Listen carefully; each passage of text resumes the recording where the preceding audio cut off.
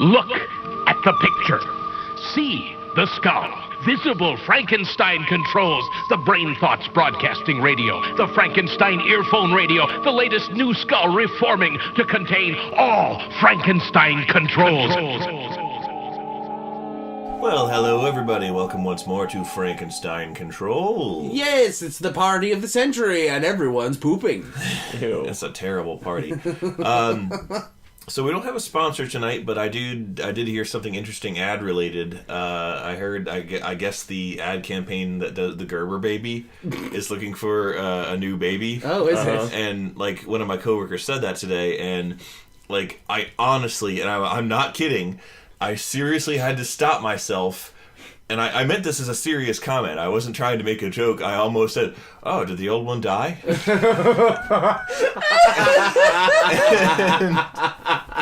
I just, part of me forgot that that's not how the mantle is passed. Oh, what a fucking zinger. I didn't mean for it to be, though. I was like, I was like, wait a minute, that's not what happens. Although Richard Nixon is dead. The original Gerber baby. Speaking of the original Gerber baby, welcome to Frankenstein Control. Oh, speaking of your reference to Futurama there, I watched Disenchantment, the new Matt Groening. It's good. Well, it's funny. It's all right. We'll talk about that in just a minute because the Frankenstein Control is here once again, second week in a row with no incidents whatsoever. I am only missing one leg. Speaking of I'm Taylor Russell, your peg-leg companion through this crazy adventure called life. To my left is Ada Ship. I'm Ada. I have all of my limbs, and don't you ever fucking doubt that. And in front of me, as always, is B-Rye. I'm B-Rye. I have scurvy. Speaking of scurvy, talk about Netflix. Oh, well, yes. It was during a period of time when Lissa was in Texas for a conference for most of a week. Oh, yeah. Conference. Texas waffles. Yes. Conference, not Chainsaw Massacre. Conference. I would have gone for the Chainsaw Massacre. Come for the conference, stay for the Chainsaw Massacre. Stay because you got Chainsaw Massacre. Yes. Yes, but I was like, well, I got the rain to the house, so I can play Skyrim and... In my underpants. In my underpants. I can wiggle and dance all in one, and all that'll make fun of me is the cat. And Pumpkin. And the woodlouse spiders. And the woodlouse spiders. And Pumpkin and the Woodlouse Spiders, which would be a great band name, by the way, did not care. So I fired up Netflix, which is something I typically only watch on my computer when it's just me because, like, Alyssa doesn't really care about a lot of the shows that are on there. Well, actually, that's not quite true. It's more like we have our Netflix account because they police the amount of devices you're allowed to use, unlike the Chad Hulu. Incel Netflix and Chad Hulu. The clearly superior platform. No, Hulu lets you just watch on whatever the fuck you want as long as you can sign in. Okay. Netflix polices the amount of screens you have, and the device that we chose to put our Netflix on back in the day, besides my computer, is the Wii U, which we don't use anymore and is kind of broken. Oh. And so it's just an inconvenient hassle to like try and watch a show and then have like it freeze halfway through and just be Mr. Freeze. a worrisome piece of shit. And that should have been the Wii U's slogan. A worrisome piece of shit. We meant well, didn't turn out great. Anyhow, so I don't watch Netflix a lot anymore. I do miss it and I watch it when I remember to. So I started watching Matt Groening's new show, Disenchantment, about that Futurama art style, what with the fantasy genericness. Yeah. I meant general high fantasy. I didn't mean to insult the show and imply that it's generic. It's funny. It's cute. High Western fantasy. Exactly. And, it's worth your time. There's not that many episodes, so, there's like 10. So give it a watch. It's fun. And Eric Andre is a demon. Well, yeah. Oh, that's just a fact of life. Yeah. I mean, that's unrelated to the show at all. Why are you even talking about Eric that? How's that Andre related to the show? He is a trickster god. No one can doubt this. An ancient elder trickster god. He really shot Hannibal Buress when in the scene that meme is taken from. He just malevolently brought him back to life because he has unholy dark powers. Yep. It was as much of a surprise to Hannibal as it was to anyone else. Hannibal thought he was finally free. Yeah. No, he's never free. Never free from the Arachondra. I saw something, I cannot at all take credit for this. This was a meme I saw, but it said something like, you can't spell American Dream without Eric Andre. Because he's like or without Eric Andre in the middle or something. And it is Eric Andre in the middle of the words American Dream. Oh my god! Whoa! And it made me laugh. It's funny. That's pretty funny. I hope he's aware of that fact. I hope so too. He is an American dream. A nightmare, but it's still a nightmare is still a dream. No, I love Eric Andre. He's hilarious. A little wild. He's a wild fella. It's great. I was going to say another show that I've been watching is FLCL Alternative. Uh-huh. Yeah, how is that? It's good. It's real good. FLCL Green Day is great. Yes, it is. FLCL 90s Seattle flannel bands. No, but it's good. So, like, there's two FLCL sequel series. Mm-hmm. There's FLCL... I can never remember if it's progressive or regressive, which are direct opposites of each other. Yeah. But it's one of those. There's that one, and then there's FLCL Alternative. And progressive, we'll just call it that. It's good. I mean, it's definitely worth watching, but it's not as much fun as Alternative is proving to be. The characters that centers around are completely different. It's just a standard formula of an FLCL show. Haruko injects herself into people's lives and trickster gods it up in her typical fashion. A very Haruhi-esque. Yes, and she just comes off as more of a, not quite an antagonist in progressive. She's just a little bit. She's not. I don't know. It's okay. It's still good. You should watch it because it ties into the whole narrative of that the animators are trying to tell. But Alternative has these 4 high school girls as the main characters whose lives she invades, and they're just much more compelling as characters, and their relationships with each other, their friendships are a lot more fun to watch, and it's just it feels better. I honestly am totally okay with a series. A continuation, quote unquote, of Fooly Cooley featuring completely different characters, just because, if they were to do any kind of continuation of the main narrative, I don't. One of the things that bitter, jaded moi was thinking when Fooly Cooley sequel series announced, I'm just like, they're not going to be able to capture the feeling. They're not going to be able to capture that. It was lightning in a bottle. Yeah. You can't do it again. So hopefully this is something different and not trying to just leech off, yeah, or anything like that. So that's kind of cool to hear that they were going in a different direction. Yeah, they took the correct approach. I think. Yeah. How's the animation? Really good. You sure? It's pretty good. Okay, I'll be the judge of that. I am the king of animation. Snark. None can defeat me in my weebish ways. In my weebish ways. I can tell you if what you're watching is well animated or not. I am the decider. I'll tell you if it's shit or not. I'm the decider and a woodlouse spider. Be right now.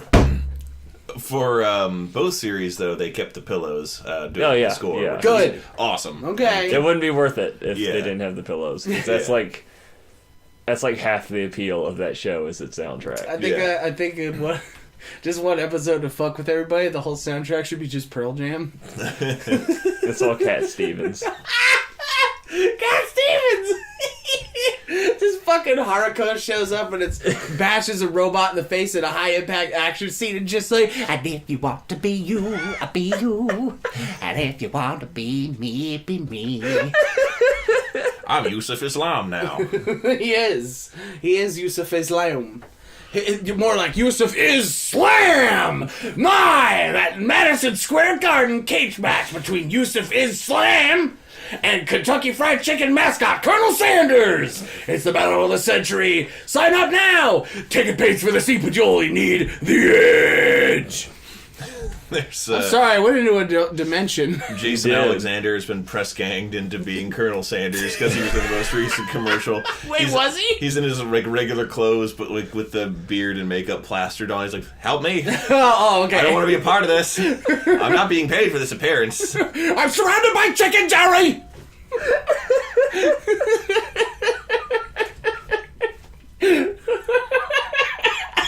That's a good one. That actually raises a very fundamental question of our age. Who would win in a cage match? Jason Alexander or Cat Stevens? Or Yusuf Islam? And then the fight starts. Yusuf Islam starts advancing menacingly towards Jason Alexander. And all of a sudden, Michael Richards, who played Kramer? Oh no! I don't know. Just runs in from the side of the folding chair, beats him down, and goes, "Nick!" And then it cuts away. Just cuts away. No! Cuts. And Is then it Michael Stevens? I hope it is, because if it isn't, then we just slandered someone's name. The someone's cell phone video from the actual event reveals that he says, "Night, night, loser," after he's knocked him out. Which now I just want to see Kramer go, "Night, night, losers." Oh, it'd be much more pleasant than what ended his career, that's for sure. Although now, I also want to see him at that club, and then he just goes, "Night, night, losers!" And everyone's like, "Boo!" and like booing him and shit. I can't believe you said that. What the fuck? That's just in. Like, TMZ is like, "Whoa! Dude, fucking Kramer said, 'Night, night, losers!'" He said the NNL word. You guys remember Nick at Night? Yeah. I never watched it. Oh, I watched it for the stupidest fucking reason. Mm-hmm. Because I watched it for Gilligan's Island. For some reason, when I was a lad in middle school, I thought, like early middle school, I thought Gilligan's Island was the shit. Is that why you always wore that hat? No! Gilligan's Island was the shit. Boy, have you gotten on this Gilligan's Island train, man? This shit is awesome. This is the shit right here. Dude, really good. Oh, I made a radio out of coconuts. It should be. I would be completely remiss in my duties if I did not state for our audience at home that Taylor wears a Gilligan hat, on and off. A bucket hat is the technical term for that garment, but on and off over the past 11 years, Since we've known him, part of your signature look has been wearing that hat, and now it all makes sense. Because it's the only Gilligan. It's the only hat that looks good on me. I look bad in every other hat except for that. Why not a fedora? I just, you know what, Ada? You're right. First off, it's a trilby. Second of all, I think you have a point. Time to grab my vape. I'm going to the hat store. Funny, too, that I chose the Gilligan hat, seeing as how I more resemble the Skipper and you more resemble Gilligan, which we've never done a Halloween costume combo. Now you Gilligan have and to. Skipper. Now you have to. We've made all the Horace and Jasper comparisons. And the Wario and Waluigi comparisons. Which, I never noticed that. wait, is this a jokey joke, or are you... I never made that connection. The Wario and Waluigi? Yeah, because you have too much beard and not enough mustache for Wario. I wouldn't risk shaving it. Yeah. This beard is going nowhere, fellas. Do it anyway. You have about a month to become Wario. To become the Warriors. You don't have to shave. But still, you have to be Wario. Okay, And you have to be Waluigi. I don't know. I might do a couple's costume with my wife. Might this do a year. what? A couple's costume with my wife. Couple's costume? What are you, gay? Yes. Good. No, Be proud, man. we might go as... I was thinking of doing the Beast from Over the Garden Wall again, because that was really fun, and I still have all the shit. Yeah, that's always a huge incentive for Halloween costumes for me is, I have all the shit still. I should probably just do this because I'm lazy. But we also have all the shit that we got for AwesomeCon and then couldn't go to AwesomeCon. We have the outfits to be Officer K and Joy from the new Blade Runner movie. Oh, cool. yeah. I like that movie I a lot. remember, That was a Lys's good jacket. movie. That's extremely easy for me because I already have like pretty much the same hair, and I just Yeah. it's just like when I was L when I was 19 and I was like thin and pale. Oh and yeah, and you had the shaggy hair. unruly dark hair, and all I had to do was put on a white long sleeve T-shirt and the jeans that I already had. And then I read the VG Cats comic strip where he was like, "You can't cosplay as L. It's just jeans and a shirt." And I'm like, "That's why I did it, dude." Yeah, I mean, if you nail the look, you can just do it. If you were me, you couldn't be L. I'm just gonna put that out there. If when a costume is that simple, it's a double-edged sword. You really need to look the part, otherwise people are gonna be like, "You're just a fat guy in a white shirt and jeans, and you're not wearing shoes. You're gonna get ringworm." You were in Baltimore. You're gonna get more than ringworm. You're at Otakon. You're gonna get confunk and ringworm out of your feets and your teats. Yeah. That's Speaking of teats, I like your nipples. Oh god. Oh, we told that story before, right? I don't know. Yes, we did. Okay. Well, then we're bringing it back. We're not gonna tell the story, but you know what? Some guy at a con liked B-Rise nipples. And Yes. he expressed it. A shopkeep. thusly. That's the word I was looking for. A shopkeep. No less. Was like, hey, if any of you guys want to buy any of these swords, you just let me know. I like your nipples. I was, of course, doing a shirtless cosplay that year because in the extremely nerdy Burning Man that is con, that is an Otakon atmosphere, you can do weird shit like that you couldn't do elsewhere. So You should have just yelled "cosplay is not consent" at him, frankly. yeah. That was before that was much of a concept or a A specific, easily repeated phrase. yes. That's true. They didn't have anything catchy back then. Back then they had Uncle Fungal McBoingle, which is just not, doesn't roll off the tongue good. I also didn't want to offend him. Your puzzle expression. Uncle Fungal McBungle? You go to hell with that. I also didn't want to offend the man who said this because otherwise he might not sell me a deadly weapon that I could then carry around the streets of Baltimore around other people, including children, with my shirt off. He did touch that nip. Like, he didn't just say it. Like, if he said it, that's one thing. He, like, went for the grabby grab. I Really? forgot about that Yeah, part. he, like, pinched your nip lace. I forgot about that part. Yeah, you know what Poor baby. You know what we And, call that? Repressed memories. And his name was Brett Kavanaugh. Yeah. Despite looking like the exact physical opposite of Brett Kavanaugh that you could possibly be. He was a even taller than you, skinny black man with, like, steampunk goggles and also no shirt. Yes, that is correct. He also... Actually, I think he had the mesh... Oh, it was a mesh shirt. That was Yeah. good. Yes, you knew I was undressing him with my eyes. So take that, shopkeep. What the fuck were we talking about? You like before his we- nipples. I liked his nipples. We were talking about costumes. Oh, yes. We were talking about I know I don't want to make any promises, but I want to shoot to wear a Halloween costume to work this year because you can, because we're allowed to. But I don't want to spend too much money, and I don't want to make it too involved because if somebody's like, "Take that ridiculous thing off, Taylor," then I could be like, "Okay, cool." Yeah. Instead of like, "But I worked so hard on it." So I want to be Bob Ross. I want to be a chubby Bob Ross, and I'm looking forward to it. I need to order a big wig. You need to get your hair permed. Well, I was no. gonna say, I thought you were gonna commit and do that. Yeah. Usually you go all balls to the wall with this shit. That's only if it involves paper mache. You can't paper mache perm your hair. Man, I'm pretty sure my paper mache days are over, but like I ended out on a big bang. I made a full suit of Havel's armor one year, and I wore it for all of like 3 minutes before it ended up getting broke on accident. And The remnants are over in the corner as we speak. I'm looking at I'm them. slowly getting rid of them. It's just there's no room in the garbage can. I saved the helmet, which was my favorite part. Oh of yeah. the If you got rid of that helmet, I would hurt you. Oh yeah.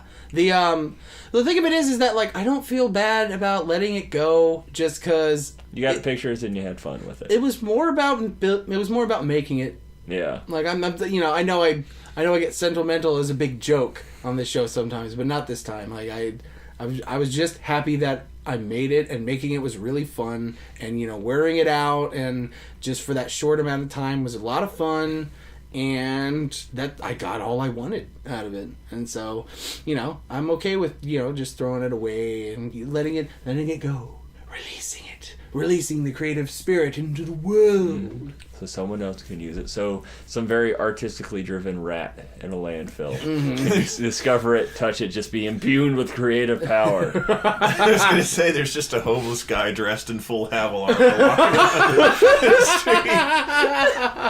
I'm just looking for the helm. I just need the helm and my powers will be complete. I need my poise so I can defeat the government.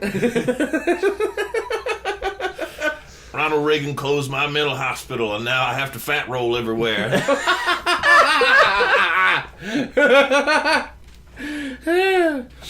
But costume crafting is fun.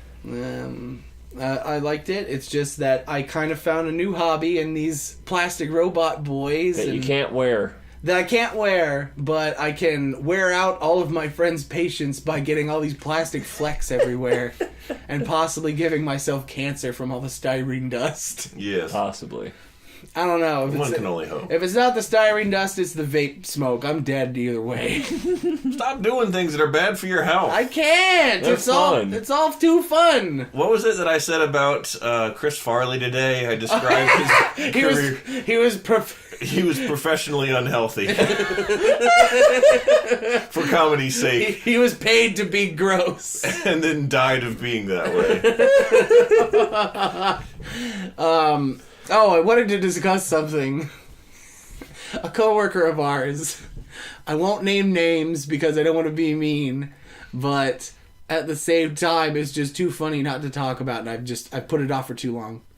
I was talking with my coworker one day about Scooby-Doo. Oh, is this the... Yeah, I had a feeling it was this story. And she's like, I never watched Scooby-Doo that much as a kid. And I was like, oh, really? It was on TV all the time. How did you avoid it? And she's like, I just, whenever it was on, I didn't watch it. I'm like, why? She's like, I didn't like that one girl. And I'm like, what are you talking about? What, like Velma? Or Daphne? She's like, no, the one with like the red shirt and the bell bottoms. And I'm like, Are you fucking talking about Shaggy? And she's like, I don't know their names. It was the one who hung out with Scooby. And I was like,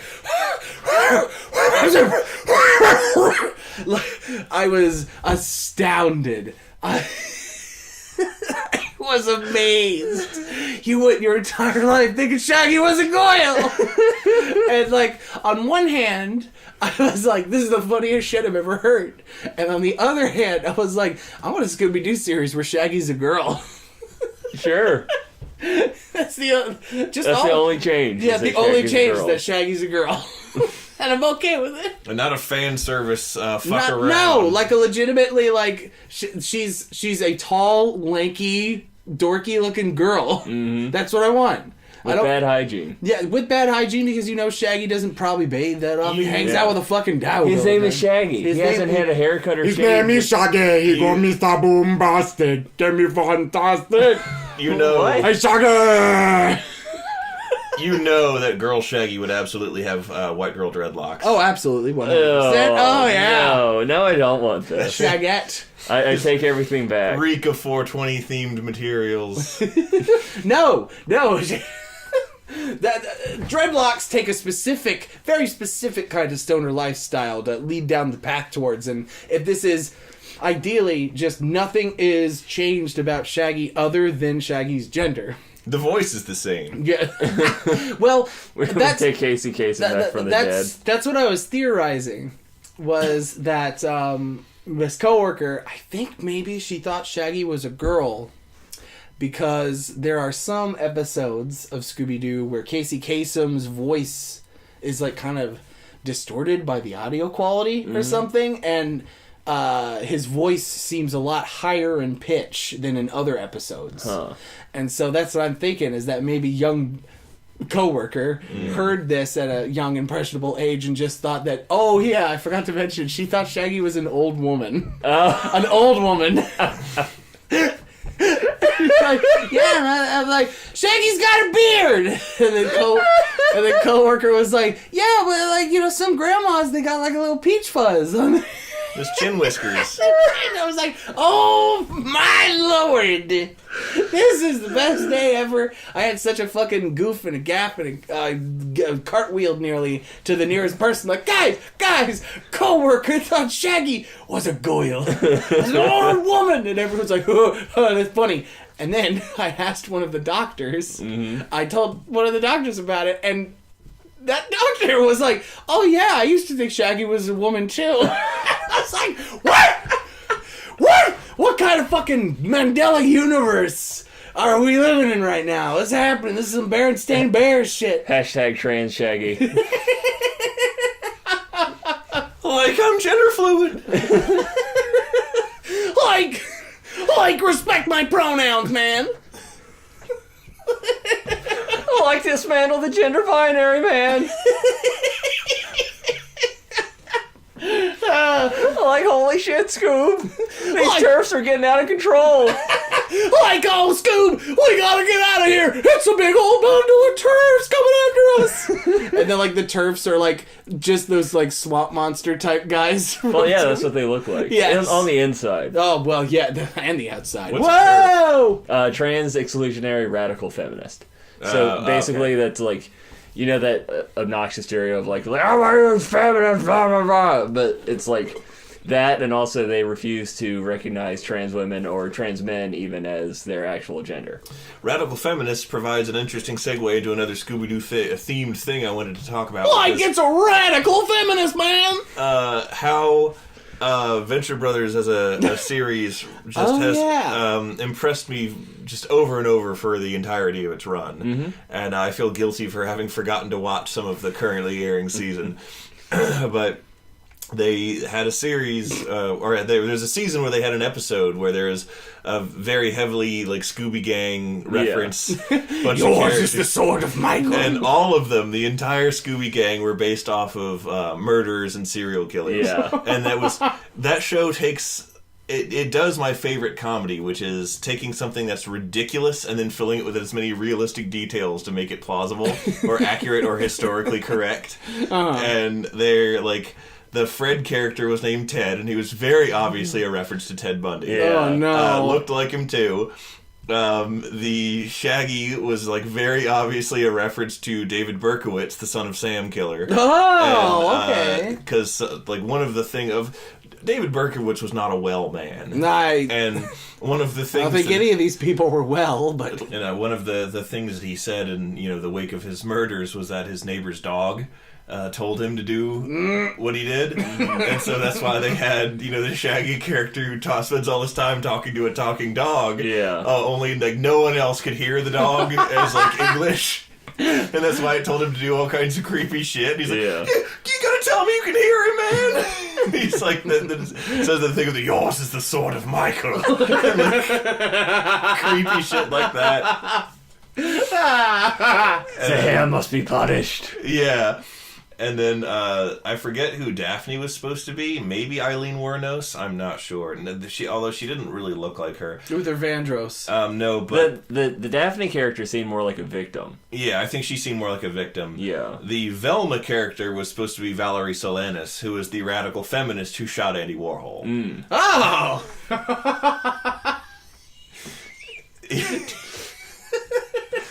I just imagine... Did he die from that? Yeah, he did. Oh, shit! I imagine when his corpse hit the ground, it turned into, like, a monochrome colored version of it, and then it was cloned 15 times. I don't think he did. Well, I think he did and he didn't. I think he died of health problems later in life that were not assisted by the bullet Getting injury. Shot didn't help. Yeah. Wait, that's kind of like how this one guy died from, me and Travis, my cousin, we were hanging out, and we were talking about that guy who shot Ronald Reagan to garner the attention of fucking Jodie Foster. Mm. Oh, yeah. And, Hinckley, I think was his name. Hinkley Pinkley. He done shot a boy named President, and... President Ronnie Reags. Except I found out that he was actually, like, super fucking, like, tragically legit, but at the same time... fortunately awful at his job. where he had a revolver, he had 6 shots. He unleashed all 6 shots in like less than a second. Mm-hmm. He's just like, he hit 4 people out of 6 shots. None of them died. Wait. I'm not sure who died, but James Brady, I think that was his name. James Brady. One of them lost the use of his arm for life because he was hitting the spine. And legs. Ooh. That was James Brady who okay. founded the Anti-Gun Institute. James Brady for people don't want to get shot no more. Hashtag save the children. He didn't actually in 1980. he didn't actually hit Ronnie Riggs. He hit the inside of the limo and it like ricocheted off of the inside of the armored limo, and Ronnie Rogan was hit by the fucking shrapnel in the underarm and in one of the ribs. But one of the Secret Service dudes who was protecting Mr. Presidente, he was shot in some fashion and lived for like 30 million years. He lived for over a decade after this. Over a decade! And went on to do other prestigious shit. And then he died, and apparently it was from complications from the gun wound. Making that the longest murder I've ever heard of. It's because, I think it was Hinckley. John Hinckley, he used Tinkle, Finkle, Dinkle, Do. He used a 22, which ricochet a lot and don't inflict terribly fatal injuries, especially not at that time. Now, if you got some CCI mini mag with a 36 grain hollow points, that'd do some damage. But or you could just use your weaponized anthrax for duck hunting. all I know about the scene of Reagan's attempted assassination is that one of the famous photo is like one of the Secret Service guys reaches into his normal jacket and then pulls out a wizard staff. Oh no, a massive fucking Uzi. Yes, yeah, that was the picture we saw too. And we were like, "Whoa, is that a fucking Uzi?" Yeah, he had it, and he just like produced it out of his jacket. Pulled it out of hammer space. I always get Uzis and Mac 10s. They're very similar design. The Mac 10 is smaller. Oh, then the Mac 10 is the one I like the look of better. Yeah. They just are aesthetically pleasing. They're very boxy and compact. Yes. I think they're cool looking. Like any action scene that has a guy with Mac 10, I'm just like, yeah, that guy's a badass looking. This is a machine pistol. And they're usually featured like GoldenEye style. We got two of them. In Gunman Puncher, the movie for Republican dads, there's a scene where he walks in with a Mac 10 in one hand and a regular gun in the other. It looked like a Beretta or something. And I'm like, I'm pretty sure this is a T.I. song. A T.I. song? T.I.'s a rapper. Oh! Who mentions guns occasionally. So, like... As rappers want to do. I hope he leads a long, successful life. You know, I hope he goes on to do a great many things for quite a while, simply so that on his 83rd birthday, everybody can finally say it. He's a calculator. TI-83. This episode sponsored by Texas Instruments. And I said, Taylor, you can go to, and I made my calculator spell hell. Which is easy. A TI-83 you can just put fucking type in. Yeah, you could. You could write. I wrote all of Edgar Allan Poe's greatest stories in one volume on my TI-83. Other people were playing games or getting their calculators taken away by the teacher for playing games, but I was chronicling the masterworks of our age. Edgar Allan Poe, William Shakespeare, Solomon Grundy. You know, I hear that guy wants pants too.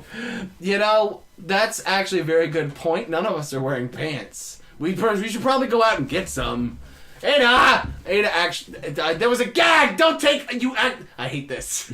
We're ending this episode before any more pants go off. Beer eye. Good gravy. That is one long Wiener Schnitzel.